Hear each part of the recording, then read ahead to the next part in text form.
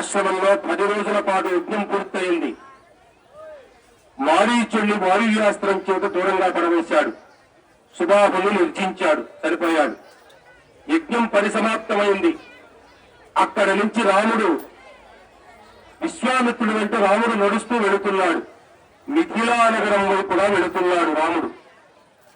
విశ్వామిత్రుడు రాముడు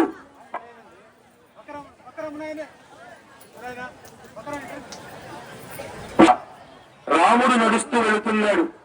మిథిలా నగరం వైపుగా వెళుతున్నాడు. ఇంతాక మలక, కరుష అనే 2 నగరాలు ఉన్నాయని చెప్పాను. అక్కడ తాటకనే రాక్షసు ఉందని చెప్పాను. ఆమెను చంపాడు. అక్కడంతా వాతావరణం ఎలా ఉందో చెప్పాను. ఇప్పుడు మిథిల వైపు నడుస్తుంటే అల్లంత దూరంలో మిథిలా నగరం ఉంది. అక్కడ ఏం కనపడిందంటే అత్యంత ప్రశాంతమైన వాతావరణం కనిపించింది. రకరకాలైన ఎక్కడా చూడనటువంటి పక్షులన్నీ కూడా కిలకిలారావాలు ఆలపిస్తున్నాయి. ఆశ్రమ ప్రాంతాన్ని చూశాడు. రాముడికి సందేహం కలుగుతుంది విశ్వామిత్రుడు వెనక ఉంటే. ఈ ఆశ్రమం చాలా ప్రశాంతంగా ఉంది, ఈ ఆశ్రమం ఏమిటి అన్నాడు. అప్పుడు విశ్వామిత్రుడు చెబుతున్నాడు, సాక్షాత్తు దేవతలు కూడా, 3,000,000 దేవతలు కూడా ఈ ఆశ్రమానికి స్వర్గలోకం నుంచి, సత్యలోకం నుంచి, నాగలోకం నుంచి, అన్ని లోకాల నుంచి దిగువ. ఇప్పుడు ఆ మహర్షి ఎక్కడ ఉన్నాడు? హిమాలయాల్లో తపస్సు చేస్తున్నాడు అన్నాడు. మరి ఈ ఆశ్రమాన్ని చూడాలని నా కోరిక కలుగుతుందన్నాడు రాముడు. విశ్వామిత్రుడు అన్నాడు, రామా, ఆ కోరిక కలగటం అనేది సబబైనది. ఈ క్షణంలో నువ్వు ఈ ఆశ్రమంలో అడుగు పెట్టాలన్నాడు. రాముడికి విశ్వామిత్రుడు ఎందుకు అడుగు పెట్టమన్నాడో తెలియదు. రాముడు అలా అడుగు పెట్టాడు. అక్కడ ఒక దివ్యమైన తేజస్సుతో కూడినటువంటి ఒక స్త్రీ రూపం కనిపించింది. ఆమె అహల్య. మనందరూ అనుకున్నట్టుగా రాముడి యొక్క పాద స్పర్శ తగలగానే రాయి స్త్రీ కాలేదు. అప్పటిదాకా అహల్య తన భర్త అయినటువంటి గౌతమ మహర్షి యొక్క శాపము వలన ఆ ఆశ్రమంలో బూది రూపంలో ఉంది. అంటే బూడిద రూపంలో అదృశ్యంగా ఉండి కొన్ని వేల సంవత్సరాల పాటు తపస్సు చేస్తూ ఉంది. ఎవరి కోసం? రాముడి కోసం. అప్పటికి రాముడు పుట్టాడా? పుట్టలేదు. ఎవరు ఉన్నారు? గౌతమ మహర్షి ఉన్నాడు. ఏమని చెప్పాడు? నువ్వు చేసిన తప్పిదానికి కొన్ని వేల సంవత్సరాలు తారక నామాన్ని జపించు. ఆ తారక నామాన్ని జపిస్తుంటే రాబోయే కాలంలో రాముడు జన్మిస్తాడు, ఈ ఆశ్రమానికి వస్తాడు. ఈ ఆశ్రమంలో అడుగు పెట్టిన మరుక్షణం నీ యొక్క శాప విమోచన అవుతుంది అని చెప్పాడు. అన్నట్టుగానే అహల్య శాప విమోచనమై అలా నిల్చుంది. అహల్య నమస్కరించిందా? నమస్కరించలా. ఎవరు నమస్కరించాడు? రాముడి వెళ్లి అహల్యకి నమస్కరించాడు. ఇది కదా అంటే, ఇది కదా ధర్మం అంటే. అహల్య నమస్కరించని వాల్మీకి ఎంత చక్కగా చెప్పుతాడో, బాలకాండంతా కూడా అద్భుతంగా రమణీయంగా చెప్పాడు. అహల్య నమస్కరించలా. ఎందుకని? వేల సంవత్సరాల తపస్సుని మొత్తాన్ని తనలో నింపుకున్నటువంటి సౌభాగ్య రాశి రామాయణంలో ఎవరైనా ఉన్నది అంటే 1 అహల్య, 2 శబరి. అలాంటి అహల్యకు రాముడు నమస్కరించాడు. నమస్కరించి మిథిలా నగరం వైపు నడుస్తున్నాడు. ఇప్పుడు సీతా కళ్యాణానికి వెళ్ళబోతున్నాం మనం. రాముడితో పాటు మనం కూడా వెళ్ళబోతున్నాం.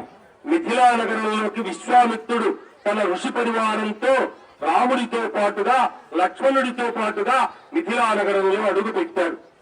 అదే ఆ విషయం జనక మహారాజుకు తెలిసింది. గబగబా వచ్చాడు. వాళ్ళందరికీ కూడా మంచి నీటి వసతి ఉన్న చోట వాళ్ళకి ఏర్పాట్లు చేశారు. ఋషులు వస్తే వాళ్ళకి కావలసింది డబ్బులో ఇంకొకటో కాదు, మంచి నీటి వసతి ఉన్న చోట ఏర్పాటు చేయమని అడిగాడు. ఆ నీటి వసతి ఉన్న చోట ఏర్పాటు చేశారు. వాళ్ళందరూ కూడా స్నానాధికారులు పూర్తి చేశారు. శుచి అయి వాళ్ళ జపతపాలన్నీ పూర్తి చేశారు. అప్పటికే జనక మహారాజు ఒక యజ్ఞాన్ని తలపెట్టి ఉన్నాడు. ఇంతకు ముందు ఎక్కడ యజ్ఞం చూశాం మనం? మొదటి యజ్ఞం ఏది? దశరథ మహారాజు తలపెట్టిన యజ్ఞం. రెండవ యజ్ఞం ఏది? విశ్వామిత్రుడు తలపెట్టినటువంటి యజ్ఞం. మూడవ యజ్ఞం ఏది? జనక మహారాజు తలపెట్టిన యజ్ఞం. ఈ యజ్ఞం ఎన్ని రోజులు జరుగుతుంది? 12 రోజుల పాటు జరుగుతుంది. ఆ యజ్ఞం ఇంకొక రోజులో పూర్తవుతోంది. అలా కూర్చోవుతోంది అనగానే విశ్వామిత్రుడు రామలక్ష్మణులతో జనక మహారాజు యొక్క మిథిలా నగరంలో ప్రవేశించాడు.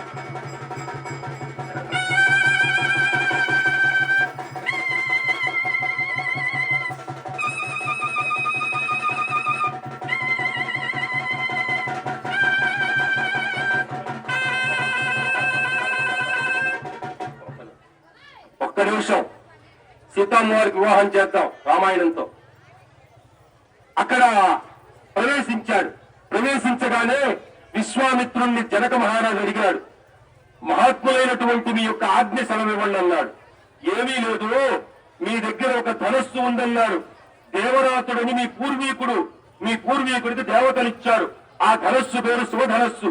దానిని ఒకసారి ఇదిగో ఈ నా కుమారులకు చూపించన్నాడు, రామలక్ష్మణులకు చూపించమన్నాడు. జనక మహారాజుకి ఒక తూష్ణీ భావం ఉంది. జనక మహారాజు రాజర్షి, కానీ మానవుడంటే ఆయనకి పెద్ద లెక్కలేదు. మానవులేనా అనేటువంటి మాట ఉంది. అందుకని చూపించమంటే ఆయనకు అనుమానం, ఈ శివధనస్సుని చూసి పిల్లలు ఏం చేస్తారు అని. ఒకసారి చూపించమన్నాడు. చూపించమనగానే వెంటనే జనక మహారాజు ఆజ్ఞ వేశాడు, వెళ్లి శివధనస్సు తండి అని. శివధనస్సు ఎలా ఉంది? 8 చక్రాలు ఉన్నటువంటి ఇనప పెట్టెలో ఉంది. 8 చక్రాలు ఉన్న ఇనప పెట్టెలో ఉంది. ఎంతమంది నెట్టుకుంటూ వచ్చారు? 5,000 మంది సైనికులు నెట్టుకుంటూ వచ్చారు. ఇది వాల్మీకి సాక్ష్యంగా చెప్పిన మాట. 8 చక్రాలు ఉన్న ఇనప మందసంలో 5,000 మంది నెట్టుకుంటూ వచ్చారు. దాన్ని చూశాడు రాముడు. పరిగెత్తుకుంటూ వెళ్ళలా. గురువు దగ్గరికి వెళ్లి నమస్కరించాడు. ఏం చేయమంటారన్నాడు. ఏమీ చేయొద్దున నాయనా, ఒక్కసారి వెళ్లి ప్రయత్నం చేయన్నాడు. అనగానే విశ్వామిత్ర మహర్షి చుట్టూ 3 ప్రదక్షిణలు చేశారు. అది ధర్మం అంటే. భగవంతుణ్ణి చూపించేవాడు ఎవరు అంటే నీ తపస్సు చూపించడు, గురువు చూపిస్తాడు. అలాంటి గురువుకి నమస్కరించి రాముడు వెళ్ళాడు. ధనస్సు చుట్టూ ప్రదక్షిణ చేశాడు. ఎందుకు చేశాడు? అది శివధనస్సు. సాక్షాత్తు శివ పరమాత్మకి నమస్కరించినట్టే. చేసిన తర్వాత రాముడు ఏ చేతితో ఎత్తాడు? ఎడమ చేతిని ఉపయోగించాడు. కుడి చేతిని ఉపయోగించరా. జనక మహారాజు ఏమన్నాడు? ఈ ధనస్సుని మానవుడు ఎత్తుతాడా అన్నాడు. రావణాసుడు ఏమన్నాడు? మానవుడు కూడా నన్ను చంపుతాడా అన్నాడు. మానవుడంటే అంత తూష్ణీ భావం ఉన్న రోజుల్లో రాముడు ఆ ధనస్సుని ఎడమ చేతితో ఇలా పట్టుకున్నాడు. పట్టుకోగానే సభ అంతా కూడా నీరు చూస్తున్నట్టుగానే నివ్వెరబోయి చూస్తోంది. నివ్వెరబోయి చూస్తున్న మరుక్షణం ధనస్సుని ఇలా ఎక్కుపెట్టాడు. కుడి చేతిని ఉపయోగించాడు. అల్లత్రాడిని తీశాడు. పైన కట్టాడు. ఒక్కసారి లాగటానికి ఆకర్ణాంతం లాగారు. లాగటంతోనే ఆ ధనస్సు ఒక్కసారిగా 2 ముక్కలై పడిపోయింది. అంతే. ఒక్కసారిగా సీతాదేవి యొక్క మనస్సు పులకించబడి ఒక్కసారిగా గబుర్పాటుకు లోనైంది సీతాదేవి. అదిగో సీతాదేవి ఆ మాలను తీసుకువచ్చి రాముడి మెడలో వేస్తోంది. అదే శుభ సన్నివేశం, సీతా కళ్యాణము. అలాంటి శుభ సందర్భాన్ని ఆచార్యుల వారు నిర్వహిస్తారు. గమనించి నమస్కరించి పునీతులు కమ్మని కోరుతున్నాను. శ్రీరామ జయ రామ జయ జయ రామ, శ్రీరామ జయ రామ జయ జయ రామ, శ్రీరామ జయ రామ జయ జయ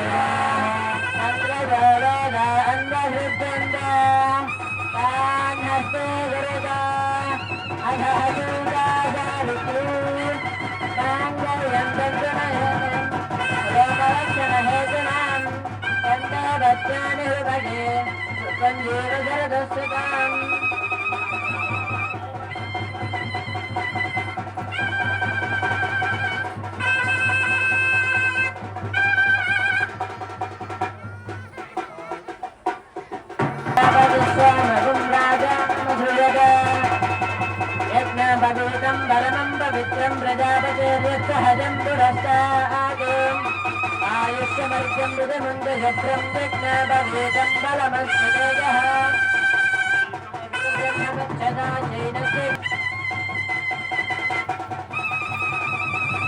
యజ్ఞోపవీతం పరమం పవిత్రం ప్రజాపతిర్యః ఆయుష్యమగ్ర్యం ప్రతిముంచ శుభ్రం